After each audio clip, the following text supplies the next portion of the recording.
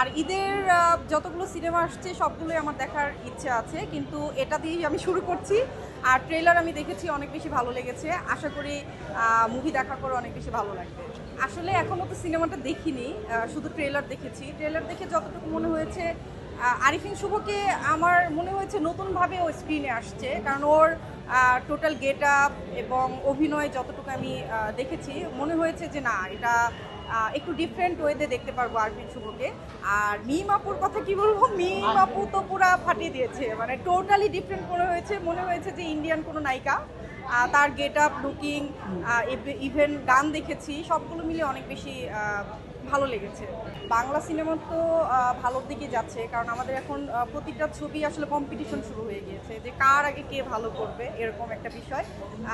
সবগুলো মুভি ভালো হচ্ছে, আশা করি আরও সামনে ভালো হবে। দর্শকের আগ্রহ বাড়ছে, সবাই হলমুখী হচ্ছে। আসলে শিল্পী হিসেবে আমাদের এটাই প্রত্যাশা, আমরা কাজ করি না করি, বাট দর্শক যাতে আমাদের মনে রাখে, আমাদের সিনেমাগুলো দেখে, আমাদের শিল্পটাকে বাঁচিয়ে রাখে।